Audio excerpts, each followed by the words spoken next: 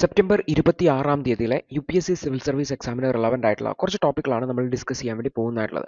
അതിൽ ആദ്യത്തേത് റീസെൻ്റ് ആയിട്ടുള്ള ഇസ്രായേൽ അതുപോലെ തന്നെ ഹിസ്ബുള്ള കോൺഫ്ലിക്റ്റിൻ്റെ ഒരു അപ്ഡേറ്റുമായി ബന്ധപ്പെട്ട വന്ന എഡിറ്റോറിയലാണ്. നമുക്കറിയാം കഴിഞ്ഞ ദിവസം ഹിസ്ബുള്ളയുടെ പേജേഴ്സ് പൊട്ടിത്തെറിച്ച് നമ്മൾ ഡിസ്കസ് ചെയ്തിട്ടുണ്ടായിരുന്നു. അതിനുശേഷം വോക്കി ടോക്കീസ് പൊട്ടിത്തെറിച്ചിട്ടുണ്ടായിരുന്നു. അതിനുശേഷം ഹിസ്ബുള്ളയുടെ കമാൻഡിങ് സെൻറ്റേഴ്സിലും മറ്റുമൊക്കെ ഇസ്രായേലിൻ്റെ വലിയ അറ്റാക്ക് നടക്കുകയും ഒരുപാട് ആൾക്കാർ കൊല്ലപ്പെടുകയും ചെയ്തിട്ടുണ്ടായിരുന്നു. അപ്പോൾ ഈ ഒരു വിഷയം കുറച്ചുകൂടി ക്രിട്ടിക്കലായി മാറുവാണ്, കുറച്ചുകൂടി സ്പ്രെഡ് ആവുകയാണ് എന്നത് സംബന്ധിച്ച് വന്നിട്ടുള്ള എഡിറ്റോറിയലാണ്. അപ്പോൾ നമുക്ക് നോക്കാം എന്താണ് ഈ ഒരു എഡിറ്റോറിയൽ പറയുന്നത് എന്നുള്ളത്.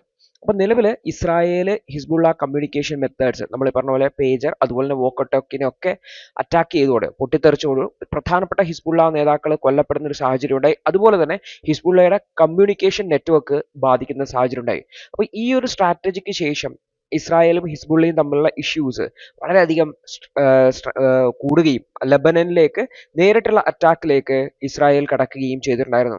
അതായത് ഗാസ വാറിന്റെ തുടർച്ചയായത് ഗാസയിൽ പ്രശ്നം കൂടാതെ ഹിസ്ബുള്ളയിലേക്ക് അറ്റാക്കുകൾ വരുന്ന രീതിയിലേക്ക് ഇത് മാറി. ഇതിന്റെ തുടർച്ചയായിട്ട് ഹിസ്ബുള്ള റോക്കറ്റുകളെ ഇസ്രായേലിലേക്ക് അയച്ചു.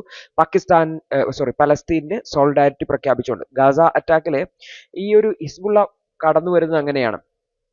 ഗാസയ്ക്ക് സപ്പോർട്ടുമായിട്ട് ഹിസ്ബുള്ള ഇസ്രായേലിനെ റോക്കറ്റ് അയക്കുകയാണ് ചെയ്തിട്ടുണ്ടായിരുന്നത്. അതിനുശേഷം ഇസ്രായേൽ എന്ത് ചെയ്തു, അവരുടെ സീനിയർ ലീഡർ ആയിട്ടുള്ള ഫൗഡ് ഷുക്കൂർ എന്നൊക്കെ പറയുന്ന വ്യക്തികളെ കൊല്ലപ്പെടുകയും ഒക്കെ ചെയ്തിട്ടുണ്ടായിരുന്നു എയർ സ്ട്രൈക്കിൽ. അതിനുശേഷം ഇസ്രായേൽ തുടർച്ചയായിട്ട് എയർ സ്ട്രൈക്കുകൾ ഹിസ്ബുള്ളക്കെതിരെ നടത്തുന്നുണ്ടായിരുന്നു സൗത്തേൺ ലെബനൻ പ്രദേശത്ത് അറ്റാക്ക് കൺട്രോൾ ലഭിക്കുന്നതിന് വേണ്ടിയിട്ട്. അതിന്റെ ഭാഗമായിട്ട് തിരിച്ചും ഹിസ്ബുള്ളയുടെ ഭാഗത്തുനിന്ന് വലിയ അറ്റാക്കുകളാണ് ഇസ്രായേലിന് എഗെയിൻസ്റ്റ് ആയിട്ട് ഉണ്ടായിരുന്നത്. ഇസ്രായേൽ ഏകദേശം 70,000-ഓളം ഇസ്രായേലീസിനെ ഇസ്രായേൽ ലെബനൻ അതിർത്തിയിൽ നിന്ന് നീക്കം ചെയ്തിട്ടുണ്ട്, ഡിസ്പ്ലേസ് ചെയ്ത് വെച്ചിട്ടുണ്ട് എന്ന് കൂടി ഓർത്ത് വെക്കേണ്ടതാണ്. അപ്പോൾ റീസെന്റ് ആയിട്ട് ഇസ്രായേൽ ഒരു എയർ സ്ട്രൈക്കിൽ 575-ഓളം മരണങ്ങളാണ് ലെബനനിൽ ഉണ്ടായത്. കുട്ടികളും സ്ത്രീകളും ഉൾപ്പെടെ വലിയ മരണം ഉണ്ടായിട്ടുണ്ട്. ഇതിന്റെ വലിയ റിട്ടാലിയേഷൻ മെഷർ ആയിട്ടാണ് ഹിസ്ബുള്ള പ്രതികരിച്ചത്. ഹിസ്ബുള്ള എന്ത് ചെയ്തെന്ന് വെച്ചാൽ ഒരു ബാലിസ്റ്റിക് മിസൈലിനെ അവർ തൊടുത്തു വിടുകയാണ് ചെയ്തത് ടെൽ അവീവിനെ ലക്ഷ്യമാക്കിക്കൊണ്ട്. അപ്പൊ ആക്ച്വലി ഇത് ടെൽ അവീവ് എന്ന് വെച്ചാൽ ഇസ്രായേലിന്റെ ക്യാപിറ്റൽ ആണ്. ഇത് ഇസ്രായേലിന് വലിയ വലിയ ഭീഷണിയാണ്. അതുകൊണ്ട് തന്നെ ഹിസ്ബുള്ളയെ ഇല്ലാതാക്കാൻ വേണ്ടിയിട്ട് ഗ്രൗണ്ട് ഇൻവേഷൻ, അതായത് ഗ്രൗണ്ട് വഴിയുള്ള കരമാർഗമുള്ള അറ്റാക്കുകൾ, സ്ഥലം പിടിച്ചടക്കിക്കൊണ്ടുള്ള അറ്റാക്കുകൾ ഇസ്രായേൽ നടത്തും എന്നുള്ളതാണ് കരുതുന്നതായിട്ടുള്ളത്. അപ്പൊ ഇവിടെ ഓൾറെഡി ഗാസയിൽ സീസ്ഫയർ നടത്തുന്നതിന് വേണ്ടിയിട്ട് വലിയ ഇന്റർനാഷണൽ കോൾ ഉണ്ടാവുമ്പോഴാണ് വിഷയം ഗാസയിൽ നിന്ന് മാറിയിട്ട് ലെബനനിലേക്കും മറ്റുമൊക്കെ കടക്കുന്നത് എന്നുള്ളത്. അപ്പൊ മൊത്തം ഈ ഒരു വെസ്റ്റേൺ ഏഷ്യ പ്രദേശം മൊത്തം ഒരു കോൺഫ്ലിക്റ്റിംഗ് സിറ്റുവേഷനിലേക്ക് പോകുന്നതായിട്ടാണ് നമുക്ക് കാണാൻ വേണ്ടി വരുന്നത്. അപ്പൊ ഇസ്രായേലിന്റെ പ്രവർത്തികൾക്കെതിരെ വലിയ ക്രിറ്റിസിസം ആയിരുന്നുണ്ട്. ബിക്കോസ് അത് കുട്ടികളെയും സ്ത്രീകളെയും ഉൾപ്പെടെ സ്കൂളുകളിലും ആശുപത്രികളിലും ഉൾപ്പെടെ ബോംബിടുന്ന സാഹചര്യമുണ്ട്. അപ്പൊ ഇസ്രായേലിന്റെ ആക്ഷൻ എന്ന് പറഞ്ഞു കഴിഞ്ഞാൽ ഇന്റർനാഷണൽ നിയമപ്രകാരം റെക്ലെസ് ആണ്, അല്ലെങ്കിൽ ഇന്റർനാഷണൽ നിയമങ്ങളെ ബഹുമാനിക്കാത്തതാണ് എന്നുള്ള വലിയ ക്രിറ്റിസിസം വരുന്നുണ്ട്.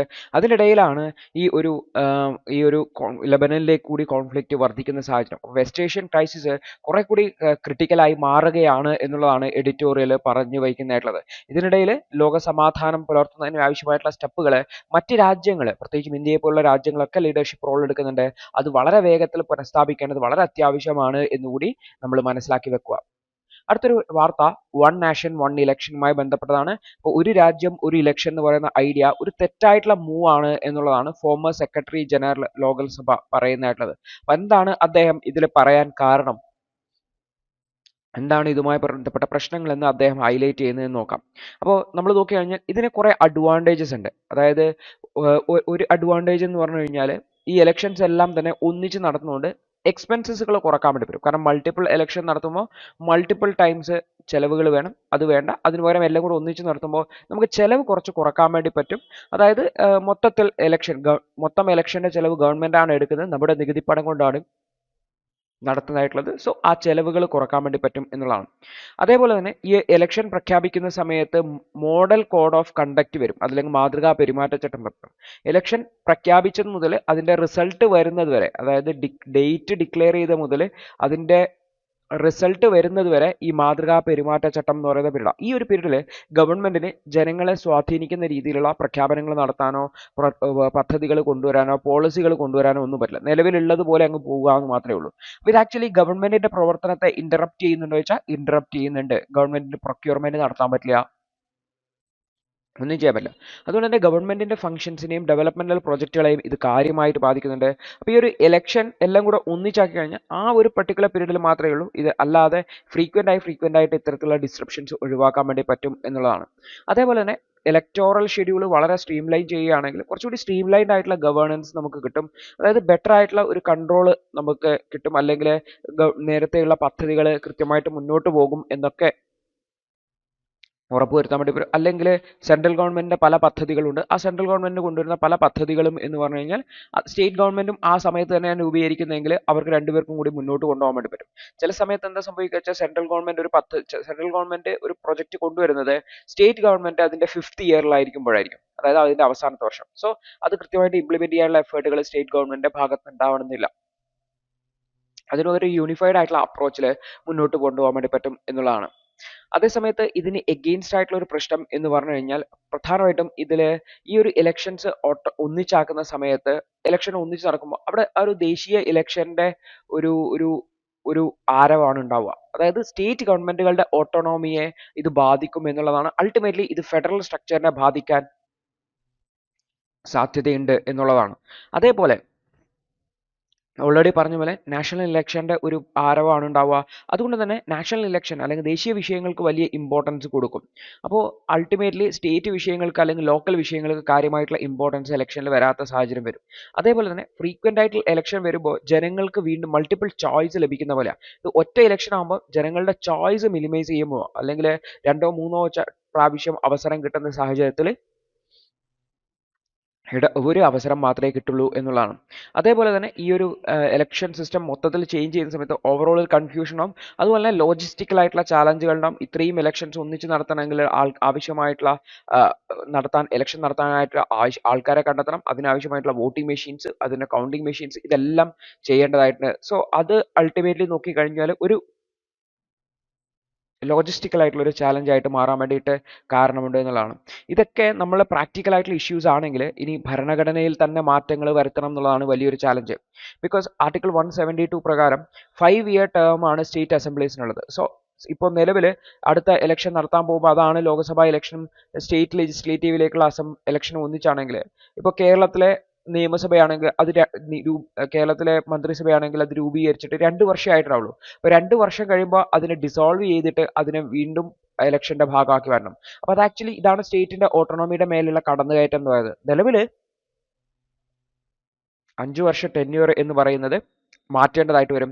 ഇത്തരത്തിലുള്ള 1 നാഷൻ 1 ഇലക്ഷൻ നടത്താൻ വേണ്ടിയിട്ട് ടെന്യൂർ കട്ട് ഡൗൺ ചെയ്യാം എന്ന രീതിയിലേക്ക് വരേണ്ടതായിട്ട് വരും എന്നുള്ളതാണ്. അപ്പോൾ ആക്ച്വലി ഇത് കുറച്ചുകൂടി, അതായത് ലോക്സഭാ ഇലക്ഷന് വേണ്ടിയിട്ട് സ്റ്റേറ്റ് ഗവൺമെന്റുകളുടെ പ്രവർത്തനത്തെ അല്ലെങ്കിൽ സ്റ്റേറ്റ് ഗവൺമെന്റുകൾക്ക് കാര്യമായിട്ടുള്ള ഉത്തരവാദിത്തം കൊണ്ടുവരാൻ പറ്റാത്ത സാഹചര്യത്തിലേക്ക് പോകും എന്നുള്ളതാണ്. അതായത് സ്റ്റേറ്റിലെ ഗവൺമെന്റ് ഒരു ഇൻഡിപെൻഡന്റ് അല്ല, സെൻട്രലിലെ ഗവൺമെന്റിന് അനുസരിച്ച് വരേണ്ട ഒരു സാഹചര്യം എന്ന രീതിയിലേക്ക് വരും എന്നുള്ളതാണ്. അതായത് ഭരണഘടനയിൽ ഇത് കൂടാതെ ഒരുപാട് അഡ്ജസ്റ്റ്മെന്റുകൾ അമെന്റ്മെന്റുകൾ നടത്തേണ്ടതായിട്ട് വരും, ഇലക്ഷന്റെ ഷെഡ്യൂളുകളൊക്കെ ചേഞ്ച് ചെയ്യേണ്ടി വരും എന്നുള്ളതാണ്.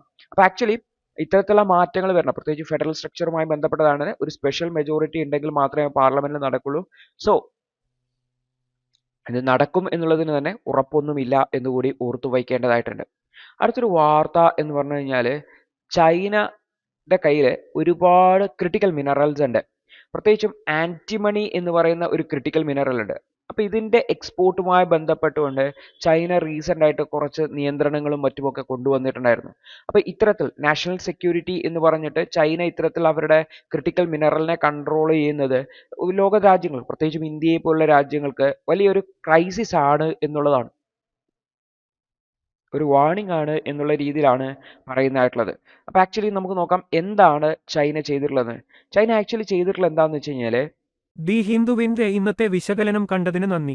നിങ്ങൾക്ക് ഇത് സഹായകരമായെന്ന് വിശ്വസിക്കുന്നു. ഇന്നത്തെ ബാക്കിയുള്ള വാർത്തകളുടെ വിശകലനത്തിനു വേണ്ടി ഞങ്ങളുടെ ന്യൂസ് അനാലിസിസ് ക്ലാസ്സിൽ ജോയിൻ ചെയ്ത് പഠിക്കാവുന്നതാണ്. ഒരു മാസം വെറും 159 രൂപയ്ക്ക് നിങ്ങളുടെ UPSC തയ്യാറെടുപ്പിന് ആവശ്യമായ എല്ലാ പ്രധാന വിശദാംശങ്ങളും ഉൾക്കൊള്ളുന്ന ഒരു സമഗ്രമായ ന്യൂസ് അനാലിസിസ് നിങ്ങൾക്ക് മലയാളത്തിൽ ലഭിക്കും. കൂടാതെ സിവിൽ സർവീസിനു വേണ്ടിയുള്ള ജനറൽ സ്റ്റഡീസ് ക്ലാസുകൾ കൂടി മലയാളത്തിൽ മനസ്സിലാക്കി പഠിക്കാൻ ഞങ്ങളുടെ ലേണേഴ്സ് അൺലിമിറ്റഡ് ക്ലാസ്സിൽ ജോയിൻ ചെയ്യാം. മാസം വെറും 1500 രൂപയ്ക്ക്.